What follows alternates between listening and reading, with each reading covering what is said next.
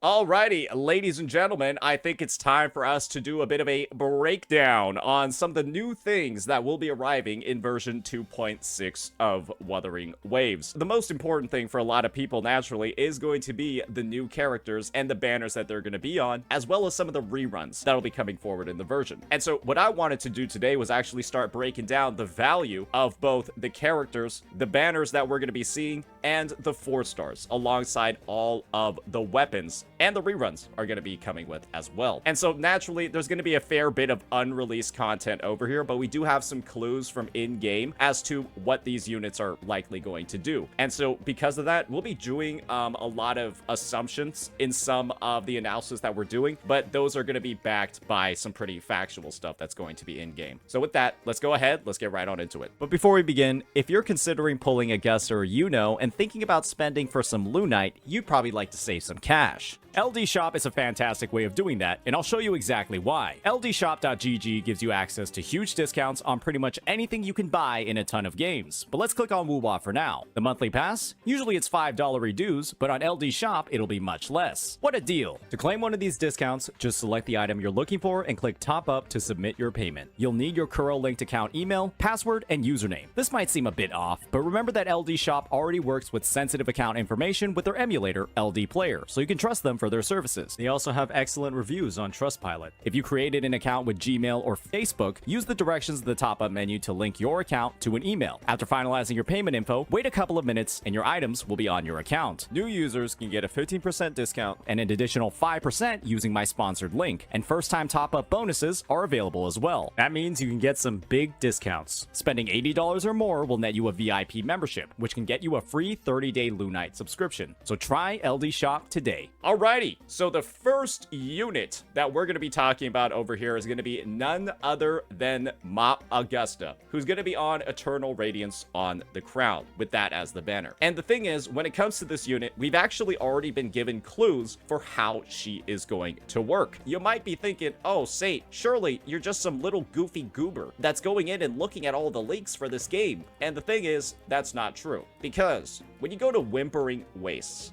the newest reset of Whimpering Wastes, Kuro has basically gone ahead and inherently spoiled a lot of the information about some of the upcoming characters. You just go ahead, you take a look at your tokens, and you'll see, wow, him to the end. It's a token that increases your heavy attack and electro damage. A damage type and attribute combination that nobody in the game actually uses right now. Some could say Calcharo. Yeah, they're not designing a 5-star limited. They're not designing a 5-star token around Calcharo, boys. This is for Augusta. And so with that in mind, you can probably figure out through the grapevine that this character is going to be A, electro, which is, I mean, we've already known that for a while, and B, she's going to be a heavy attack damage dealer. And so the thing is, when it comes to this character and it comes to their value, well, you're probably going to want some type of heavy attack damage amplifier to actually work with her. And so the value of her is essentially going to be based on, at least at the time of her banner, because she's going to be the first one up, the value of this character is going to be highly dependent on the types of sub DPS buffers that you're going to have on your team. And the thing is, for Augusta, she actually has a lot more options for her buffing than she used to have before. Namely, with the addition of Frolova, who was released in version 2.5. Her banner's already over, but one thing that she does is actually provide a huge amount of off-field damage through her Akadi attacks, as well as Havoc damage and 25% heavy attack damage amplification. And so, if you actually have Frolova, you have a team that you will be able to use with Augusta, because she will deal heavy attack damage, and Frolova is kind of like a slot-in that can work with basically any heavy attack damage dealer because of how kind of like self-sustaining her kit is and the presence that she's gonna have off-field. Yes, she won't be doing as many enhanced attacks with her Hakati, right? She won't be doing as many of these comparatively to using her as a main DPS in her Echo skill teams, but, well, the outro skill is still an outro skill, and her damage is still her damage, so she's always really going to have a spot. The other character that you should be really prioritizing is, of course, going to be Mortefi. because a lot of people, they might actually have this guy at S6 by this point in the game, and he's basically just like the true heavy attack only damage amplifier with the highest in the game just for heavy attack, but does fall behind some of the limited 5-star competition. And especially if you have Mortefi over here with his S6, that's going to be a lot of attack, a lot of buffing, and a lot of damage amplification. Throw in a Moonlit Clouds or an Empyrene Anthem as well, and boy oh boy, I'm pretty sure you're going to be able to take this character, take her running, and basically do whatever you need to do. And this is the other thing. It's also pretty clear by now that one of the new Sonata sets is for Augusta because she has shields built into her kit. And one of the new Sonata sets, the special effect of it is when you gain a shield, you increase your attack by 6% and your crit damage by 4% as well. So this basically means that Augusta, who regularly refreshes and applies shields, that was covered in the live stream, she's an attack scaler that also wants crit. So you're also basically guaranteed to get a good value out of Mortefi if you have him on your account. And chances are you probably do. And this is also probably going to be another clue, Augusta being a heavy attack damage dealer, that when it comes to Iuno, well, I wouldn't be surprised at all if Iuno has some interactions with Augusta and if she is some sort of buffer as well for the unit, because it's pretty much heavily implied that the two characters are working together with the fact that they're always together in the fucking story. But if that isn't the case, well, all you got to do is wait for 2.6 as well, just to see what sort of buffs, what sort of tools she has in her kit. Because we know from the live stream, Iuno as a unit actually has sustain built in. She's got some healing as well. So Augusta's got the healing, Augusta's got the shielding, she's got the healing. But we'll see when the patch actually launches what Iuno's kit is going to be, because all of that information, ladies and gentlemen, and we'll make sure to come out with a video for her once all that info is available. All that information is typically available in Crossing Stars. The second unreleased character of the update will actually show up over here before their banner, so you can take a preview of their kit. So yeah, that'll be the special stipulation about Iuno. That's probably the most that we're going to talk about when it comes to her. Now let's go ahead and move on and talk about the other 5-stars that are going to be available in the first half of 2.6, starting with Carlotta. Okay, so first things first when it comes to this unit is that she's incredibly strong. She is, without a doubt, my pick for the most beginner-friendly unit in the game, and she also has a skin and all that, right? This unit is basically a I win button for somebody that's not that great at the game. She has so many iframes, she has so much safety when it comes to dealing her damage, she's got built-in crowd control in her kit as well, and if you simply just pair her with the many options that she's viable with on the roster, characters like Yang Yang, who can provide energy, characters like Tao Chi, that can provide resonance skill damage buffs, which is Carlotta's main type of damage, and you can also have, of course, her best in slot support, Jeja, who's able to provide her Galatio damage amp, resonance skill damage amp, and a massive amount of resonance energy. And when Carlotta is dependent on a resonance liberation and deals resonance skill damage, she has, without a doubt, one of like the best combinations of like a sub DPS and a DPS in the game. These two together synergize so much, it's actually ridiculous. And Jeja herself also has a lot of evasiveness in her baseline kit. It's really hard to get hit on her if you're playing her somewhat decently, and it's almost impossible to get hit on her when she's going throughout her rotation. Combine that with a healer like a Shorekeeper or Verita, and this team is like functionally immortal unless you're going into content like holograms that can one-shot you. And yeah, she does a lot of damage and scales absolutely fantastically with sequence nodes. She's the only character I have a lot of sequence nodes on because I don't play her that often because she's so easy. So I kind of just use her for like fast farming and stuff like that. So yeah, I would just say when it comes to this unit, there's obviously, we're not going to go super in-depth on like her guide and team building and all of that, just surface level stuff. She's incredibly strong, incredibly consistent, and one of the most beginner-friendly, if not the most beginner-friendly unit in the game. Not to mention that her Sonata set is also functionally broken on her. This thing gives like 70+% damage percent when everything's active. It's just straight up stronger than the 1.0 Sonata sets on a character that can use all of its effects, and Carlotta is one of those as well. So yeah, I would just say very high priority unit if you're somebody that is looking to complete the end game and doesn't have her yet. You have 4-star options that can work with her. And of course, right, in some desperate cases, right, you even have a 5-star standard weapon with crit that you can use on her as well. And the thing is, it's not that great compared to her weapon, but it still has great base stats and great crit that will let you basically clear all the content in this game with this unit, even if you don't have her signature as well. So that's just another bonus that she has built in, some synergy with the standard weapon. So yeah, very, very high value. Definitely a great idea if you're not that interested in Augusta or Iuno, and you, I don't know, want a damage dealer to complete the trio. If you have Jeja, she's also pretty much a must pull as well. But if you don't have Jeja, maybe not as much, because there are some other options in the game, but she is, again, basically a handicap character.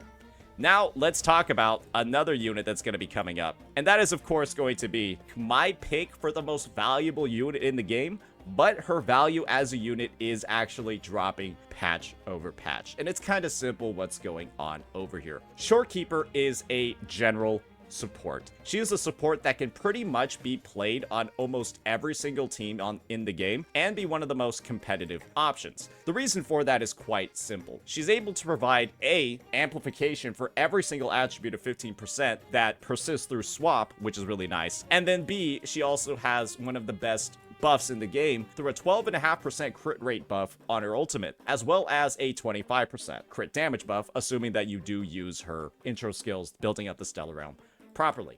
She's also got ER that's built in for her as well, also has a revive, all of that, and of course, even gives Rover some ER as well, which is kind of cool. She also has like a built-in like dodge recovery in case you get hit by a big attack. That can streamline some of your rotations too. And as you can see from my skill investment, you can be quite affordable in how you're going to be spending some of your weekly boss mats and your skill mats as a whole, because I don't actually need half of these upgrades over here. I probably should have not even invested in these ones. And you can see like I've got things like Resonance Skill at 7, Forte at 5. Those could have been at level 1. Liberation could have been at level 1 too, to be honest, assuming that, you know, you do dodge a lot and don't need that much healing. The thing is, though, when it comes to this character, is that you do generally want at least 230 or 240% ER across her rotation to maximize her crit buffs. And, like I mentioned before, her value actually has been dropping as of late. And the reason for that is the addition of a couple of characters. For example, you got Cantarella over here, who works on the Havoc team, and Cantarella's the healer for this lineup. Then you got Brant over here, who's the healer of the Fusion team, and you don't really have Shorekeeper in this lineup. And the future that's going to be coming up with Iuno could potentially be that, well, Shorekeeper might not be necessary on her team either, because one thing we know about Iuno, ladies and gentlemen, is that she heals too. And so when a unit on the team provides healing, most of the time, the final best in slot version of that team doesn't actually include Shorekeeper, because then you're double dipping on the sustain piece and it's not really as necessary, it's not really as helpful, and a lot of her benefits kind of start disappearing or not being as relevant. And that's kind of the future of what it looks like for this game. A great general option that can always be slotted in on pretty much every single team, but they're going to start getting slightly outperformed by other characters that have healing, but much more specialized kits when it comes to either like their buffing or their damage type. Because Shorekeeper is going to be coming in, right? She has her general damage amplification of 15%, but then these characters, right? They'll have like way more powerful outro skill buffs that get lost on swap, but in the teams that they're best in slot on, typically end up working quite a bit better and boost damage a little bit more. So yeah, that's going to be the Shorekeeper analysis. You all know that she's good. She's of top pick from the beginner banner for a reason. And if you don't have her, it's always recommended to have her. But on the flip chance that you're investing in characters like Cantarella, the Brants, or in the future, the Iunos, well, there's a universe where you don't actually ever use Shorekeeper ever again because you're playing the best in slot supports on other teams, and Shorekeeper doesn't kind of need to be in them. So yeah, it's really a matter of like value at this point. Are you trying to get the most like bang for your buck when it comes to this unit, or are you trying to get the most powerful teams possible? And if you want the strongest teams possible, then, well, she might not be the pick for some of them. So that's just something to keep in mind. Before we move on to the weapons, let's talk about the 4-star units. These suck ass. These are so terrible, it's unbelievable. You have Yanwu, Yohu, and Chi Xia. And the thing is, at this point in the game, you're pretty much guaranteed to never be using these characters unless you really like them, because they just kind of are the worst option you can have on every single team, regardless of the situation. If you're going to be thinking about using Chi Xia, well, you should just know that Encore is pretty much better than her in every single way. And Encore is pretty much, you're almost guaranteed to have a copy of her if you're a day one player or if you just lost 50-50s. She's just worse as a fusion DPS than Encore. This character, her focus is actually on buffing coordinated attacks. She has a 100% amp, but the thing is that she gets outperformed like Baija with coordinated attack main DPSs. Her kit is like so bad and does such a weird blend of like hybrid damage and buffing that Baija just ends up being better than her in the teams that she's supposed to be supporting properly. And so she's got pretty much no use, and Yanwu is basically just a free-to-play Jinxie support. And if you have any other coordinated attacker that isn't Mortifi, you are never using this guy, ever. He has no use case beyond being a free-to-play Jinxie battery. And if you don't have Jinxie, he's useless. And if you have any of like the main coordinated attackers on the roster, think your Yinlins, your Cantarellas, or your G-Jaws, he's completely collecting dust as well, and he has absolutely no uses. So it's just, at the end of the day, these 4 stars are quite literally some of the lowest value. Veteran players will never find any use out of these, and the only hope that you can have when you're pulling on this banner essentially is that you have all of these characters at S6 already. So you're able to get a refund on the corals. You're able to get a refund on the corals and just get like the full value of like 20 corals or like 8 corals or something when you pull a copy of them instead of getting another sequence node. Because I'm just gonna be honest, guys, these characters kind of suck ass. I would say the most usable out of all of them is Chi Xia, because she has like some unique buffs at S6 that can somewhat make her interesting to use with Brand. But like it just falls behind pretty much all the other options anyways. So yeah, that's that. You can probably tell I'm not very happy with the 4 stars on this banner, but I think Kuro's just estimating that people will be pulling all these banners regardless, so they might have just put the worst 4 stars imaginable on them for fun, which is a bit of a shame. Now let's start talking about the weapons. And boy, oh boy, the first one up is going to be Thunder Flare Dominion. And so the only thing that I can guess about this weapon, and I think it was actually confirmed in the live stream, maybe there's a timestamp that we can look at where they're actually showing the stats.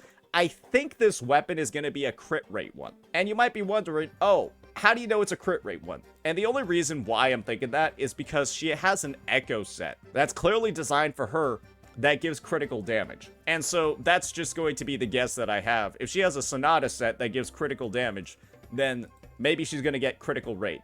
Because it wouldn't make that much sense for her weapon to be critical damage as well. Because if this is crit damage and then this is crit damage, where is her crit rate coming from? Yeah. Maybe she's got an interesting, maybe she's got like a kit that does like some sort of conversion. That's just something to keep in mind. So yeah, I mean, I don't think the stat profile is going to matter too much. Stats on signature weapons has never really been a concern. You just like swap out the forecast with the opposite stat.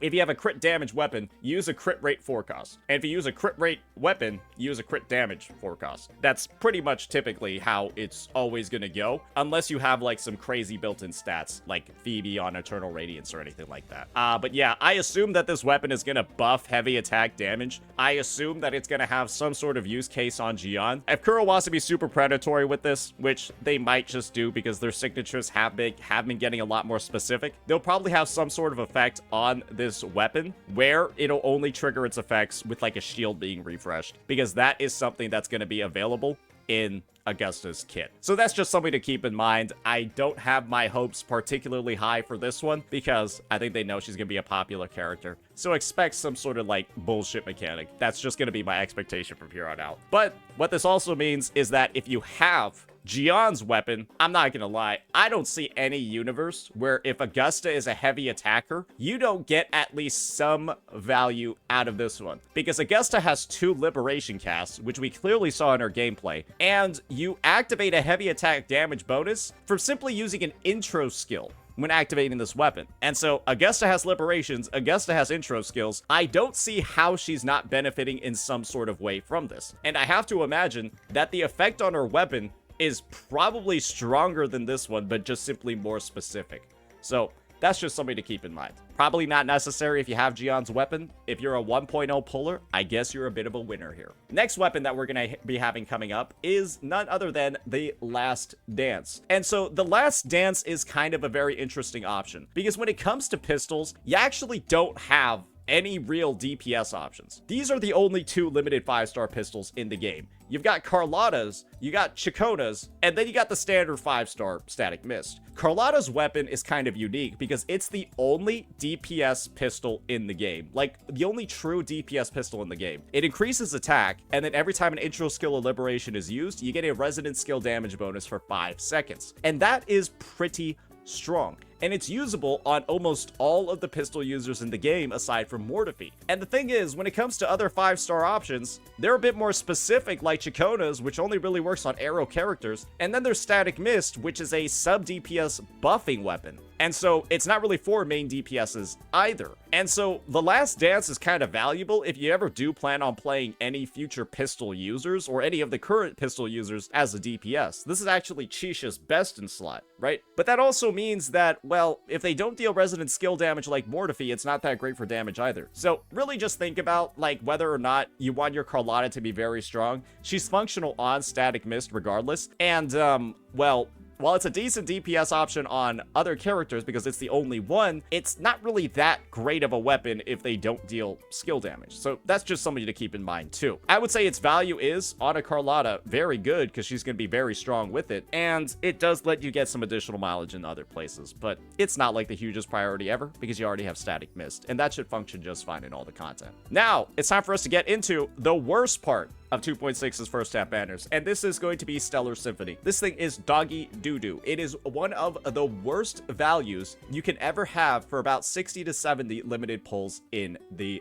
game. You have no reason to ever pull this thing, and the reason for that is quite simple, because variation exists in this game. And basically, what Stellar Symphony does is Stellar Symphony, essentially, I'm gonna have to look up the stats on it, because it's one of the only signatures that I don't have, and I'm never gonna pull it because it's kind of dog ass. So yeah, what this weapon does is it increases your HP by 12%, it restores 8 Concerto energy when you use your Liberation, and then whenever you heal with a resonant skill, you increase attack by 14%. That's okay, right? Those are some nice buffs. But what Variation does is it gives you up to double that Concerto energy with more copies, and you can naturally just accumulate a bunch of copies of Variation as you go across your regular pulls, and, well, that's kind of the main thing. It can generate up to double the Concerto energy. It provides the same ER main stat as Shorekeeper's Weapon. And, well, the only thing you're genuinely missing out on is a slight HP buff, which is going to make her Liberation deal, or her intro skill deal, like 1,000, 2,000 more damage,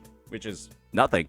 And then you also gain a 14% attack buff when you pull Shorekeeper's signature. I'm gonna be honest, guys. I don't think that a 14% attack buff to 2 people is worth 60 to 70 pulls. That's just my take. That is basically 1.5 attack substats on your Echoes. If having that on all of SK's teams, while also having a shorter rotate or a longer rotation and taking more time to rotate through Shorekeeper's kit, if that's worth it to you, go ahead, I guess, but it's just so low value. It's more of a trade-off with Variation. Variation can actually outperform this weapon in some teams in some situations. It's kind of just like, I don't think that there's ever a reason for anybody to pull this when Variation is in the game. And so if you are looking to like min-max and get the highest damage possible out of your teams, go for it. But that means you're basically pulling every signature in the game anyways, so it kind of doesn't really even matter what I say if that's your objective. And if you're anybody else, don't pull this thing because it's the actual incremental rewards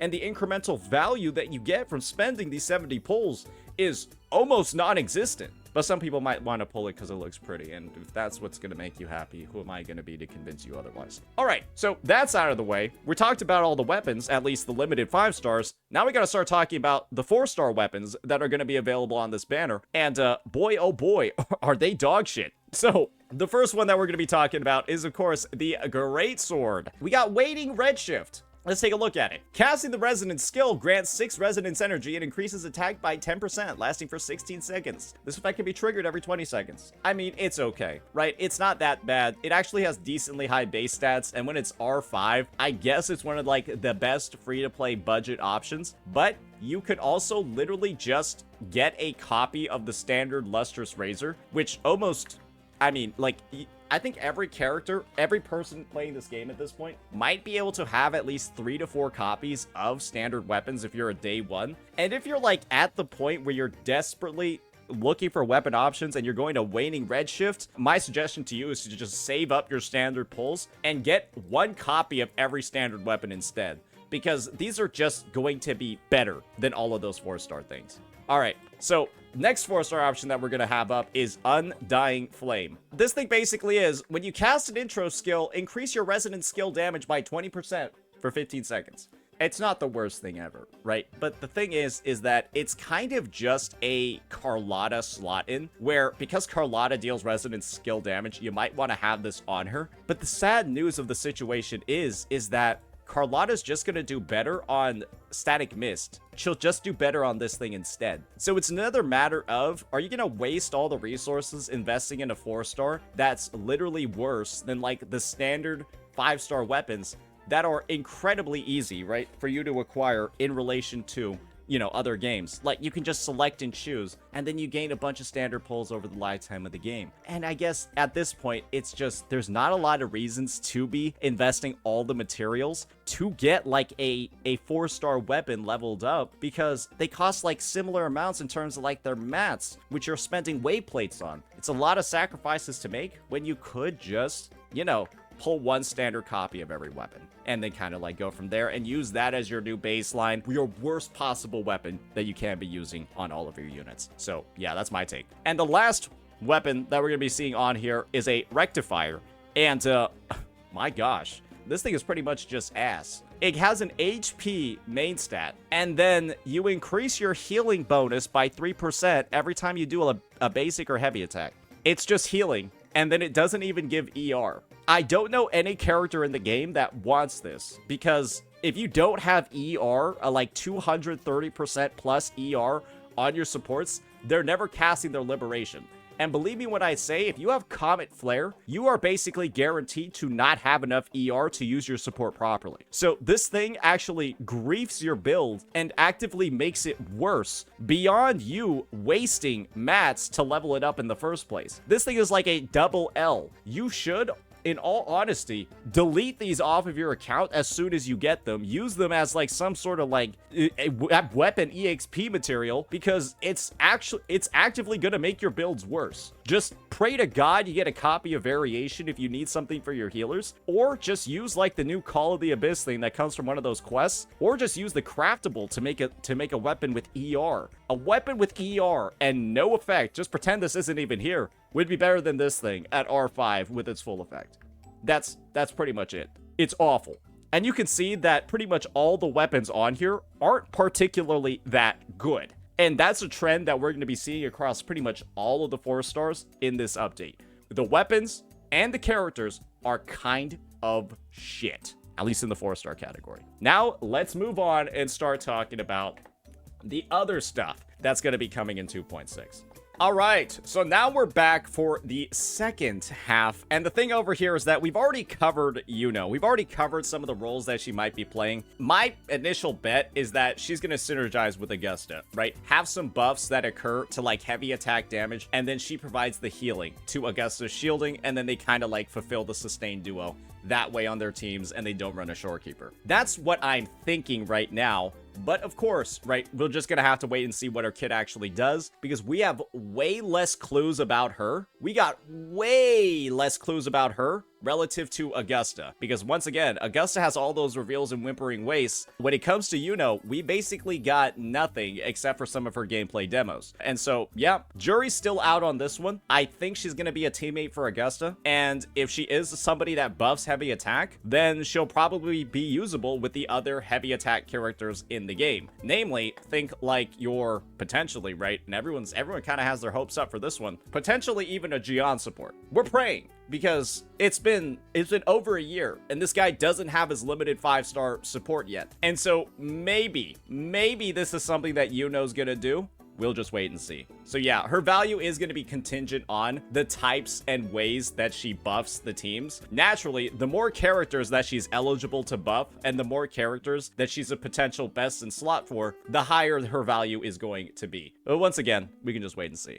All right, the next unit, and there's only going to be one rerun in this phase, it's going to be Ciaccona. And this character is kind of unique in that if you don't have Cartithia, she's kind of dog shit. And if you do have Cartithia, she's really good. But the other thing is that if you don't have her, Cartithia isn't that good. And if you do have her, then Cartithia becomes really good as well. So the way that these two characters work is like very, very, very interesting. And they're actually significantly different from like a Phoebe and a Zani. For example, with Phoebe and Zani, Phoebe's good even if you don't have Zani. Zani's kind of mid if you don't have Phoebe. The thing with Cartithia and Ciaccona, both these characters kind of suck if you don't have the other one. They're both kind of like not that good without each other. And so the value of either of these grows exponentially higher if you have the other one. And in a similar way, Arrow Rover without a Ciaccona or without a Cartithia is quite possibly the worst unit in the game. And so to basically get any mileage out of this version of the MC, you kind of need both of them, because it's like Arrow Rover and Ciaccona is like not a team, and Cartithia and Arrow Rover is like sort of a team, but it's kind of one of the worst ones compared to all of the other limited DPSs that have come out. But then you get Arrow Rover, Ciaccona, and Cartithia together, and boy, oh boy, it's kind of strong. So you can kind of guess where I'm coming from over here. If you plan on pulling Cartithia in the future, and you don't have her, and you don't have Ciaccona, Ciaccona is a good pick. But she is going to be marinating on your account until the next Cartithia rerun, because, well, she's not going to be that good until you get your copy of Cartithia ready to go. And if you have Cartithia, but not Ciaccona, this is an awesome opportunity to get Ciaccona. And I think that's why she's coming up, because Ciaccona was on banner during 2.3. Right? A lot of people didn't pull her because they pulled Zani instead, and then they pulled Cartithia in 2.4. And then in 2.4, right, Cartithia was like, oh, very, very popular. Everyone was great, or everyone liked her, but they didn't have their copy of Ciaccona. And this is kind of where Ciaccona comes in 2.6, 2 versions after Cartithia. She's basically here for Cartithia owners to fulfill and complete the team. And that's probably going to be the main reason why to pull her in the first place. So that's just my opinion. That's my take on it. Now, let's talk about the 4 stars that are going to be on this banner. And, well, you were foreshadowed about this before, but the 4 stars on this banner suck ass as well. Tao Chi is, while somewhat usable, is widely considered one of the worst scaling 4 stars in the game, because A, while Tao Chi has like a really, really good outro skill, her sequence nodes are fucking shit. They're really fucking bad. You'll see that at her S6, she gains a personal damage buff, when most other characters in the game are getting like an attack buff to the entire team. She has very selfish dupes that like buff her survivability. And so it's just like, they're almost useless. You don't really feel them in gameplay unless you're like tanking hits like crazy. And so it's like one copy of her is like cool, but additional copies of Tao Chi are like, get the fuck away from me. Yeah, you don't really want them. Next up, you're gonna have Baija. And this is kind of the situation over here. Baija's an okay option if you have literally, if your account is like 10 days old and you only have like a Verena, you don't have a Shorekeeper, and you don't have any other sustains in the game. Baija, however, might be used more and more once the new version of the TOA comes out that's coming with 2 more floors, and some people are going to need 3rd teams. And so Baija potentially, depending on who else you have on your account, might actually start becoming way more high value, because you might have Baija on one team, and you might have Shorekeeper on another, and then Verena on potentially a 3rd. As you go in and you start doing, once again, the new version of the TOA that's coming out. And I think they show a little bit of the extra floors in here. Yeah, they've got 2 additional floors over here in the middle zone. And so Baija could actually be a high value pick. But then again, Baija is also a character that doesn't scale the best with sequence nodes. So that's something to keep in mind, because as a general support, she doesn't get that much better, but she does gain some unique ice damage buffs as she gets to S6. And so a potential very strong team is S6 Baija alongside a Jeja and a Carlotta. That is one of my picks for the sleeper teams that you can put in that saves resources when the new version of the TOA actually comes out. So this banner, depending on where you are, there's one use case where getting copies of Baija is actually pretty cool. So just wanted to make sure to highlight that one. And when Baija has like an R5 variation on her, like a weapon like this, believe me when I say her rotation actually isn't that slow. It's not that clunky. It's actually somewhat decent. So that's just another thing to keep in mind. All right, and now the last unit. When it comes to the 4 stars, you can have Alto. Yeah, this guy is pretty much a complete and utter disappointment. Like what I was saying before, he is kind of like a unique blend of like a DPS as well as a sub DPS. But the thing is that his S6 is so fucking bad, it's unbelievable. S6, Alto would be like a dramatically better character if he simply had like the same S6 as like Dan Jin and just buffed attack across the entire team. Instead, this guy gives like some really wacky 8% crit rate boost that like only lasts like 5 seconds. Let me make sure how long it lasts. It lasts 10 seconds, an 8% crit rate boost, and you have to like position your character properly to like attack through his wind field. Otherwise, it does literally nothing. It also buffs his heavy attack damage by 50%. You want to know how much damage Alto's heavy attack does? A level 9 heavy attack does 74.88% damage. That is what Alto's level 9 heavy attack damage is, and this is getting buffed by 50% in his S6 sequence node. I don't know who designed the character, but like this is so fucking bad, it's unbelievable. And like it's just, this is why I'm saying every day this guy needs a rework, because none of his nodes make sense, and you kind of, there's a reason why he's one of the least played units in the game. He does have some use cases on a Cartithia team and can somewhat be like a replacement option, but most of the time you're using Sanhua anyways, and she kind of just does the job better than he does. So it's like he's very limited, ironically enough, being a 4-star, and well, not very high value at all. So yeah, that's why I'm saying that the 4 stars on these banners aren't that great. Let's start talking about the weapons on this half. All right, first one's gonna be Moon Gazer's Sigil. And yeah, we have no idea what this thing does. We don't even have a single clue. We just know that it looks pretty neat, and it looks like, I don't know, like some sort of tablet. I'm not going to talk too much about it because there's just not even anything. We don't know Iuno's damage type. Maybe it buffs healing. It's just pure theory crafting at this point. So we're just going to skip this one. The next weapon is going to be Woodland Arya. It's going to be Ciaccona's weapon. And so this thing over here, I'm not going to lie, I feel like Ciaccona's weapon is one of the most unnecessary ones in the game, because the thing is that what this does is it gives you like a nice little arrow resistance reduction. It gives you like all of these things, but the thing is that if you're gonna pull a signature for the Cartithia team, just pull Cartithia signature. There's no real need to actually pull this one on Ciaccona, because it's like, sure, you'll get a nice arrow damage buff on her, and you'll reduce arrow resistance by 10%. But the difference between having this and not having this, and like the impact that it has on your team clears,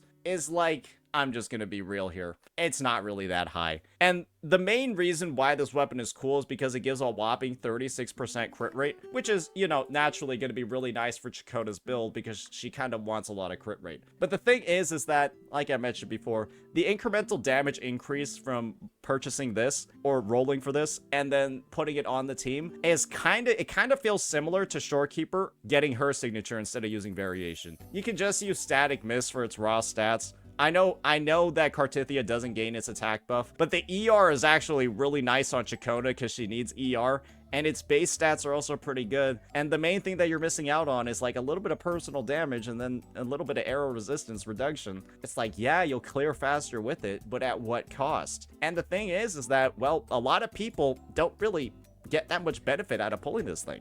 I'm not gonna lie, it's one of my bigger regrets, but it is just, I do make sure to try to pull every signature in the game, except for Shorekeepers. I don't budge on that one. So now let's start talking about the 4 stars that we're gonna have available over here. And yeah, it's pretty much just gonna be the exact same situation that I was talking about before. These are all essentially copies of this. That is all of the 4-star weapons. They have the same exact weapon skill. When you use a resonance skill, you gain resonance energy and then increase your attack. Like I've been saying before, just pull a copy of every standard weapon and never really worry about these bullshit 4-stars ever again. Because it's just like, at this point, you've probably had the ability to at least get most of the ones that you're looking for. And like, naturally, right, if you've got a weapon like Jinxi's that gives like crit like this and has general stats, don't bother pulling like Lustrous Razor. I did it just for the content. You can be really smart with how you do these and never have to worry about like trying to fit in something like this. I even raised one of these to level 90 just to try it out, and it's kind of doo-doo water. It can still clear, but it's noticeable what the difference is, and it's pretty much always outperformed by the standard weapon options anyways. And the thing is that yes, you can make these work, but the standard weapons all provide ER anyways, which is like half the bonus of this weapon, and the base stats already start outperforming any of the attack increases that you're going to find in here. And so as long as the standard weapons exist and you can target the ones that you want, there's really no situation where these are going to be that much of a use case for you. And that's kind of just it. That's kind of just the truth on the matter. And while it might seem a little bit unfortunate, it does actually make a lot of the decision-making process easier for players. Just get the standard weapons for the ones that you don't have good limited options for. And don't break your back trying to make any of these work on your account, because at the end of the day, they're mostly just going to waste your talent level up resources, your constrained wave plates, all of that. And that's one of the more important things for any player that's even thinking about gearing in the first place. You probably don't want to waste resources if you're not somebody that, like, you know, pulls a lot. So yeah, that'll be our total overview of all of the banners that will be coming out in version 2.6. Yeah, there's 2 reruns coming in the first phase, 1 in the second, and a lot of good options for people to choose from. But the thing is, there's also a lot of bait. There's also a lot of generally not that useful or really not really worth the squeeze sort of weapons as well, like Shorekeepers and Ciacconas. But that pinnacle of like excellence, pinnacle performance option is there for you if you do want to go for it. But it's never going to be my recommendation for most players. So yeah, that'll be that, ladies and gentlemen. Let me know what your thoughts are on all these banners and my analysis of them, and peace.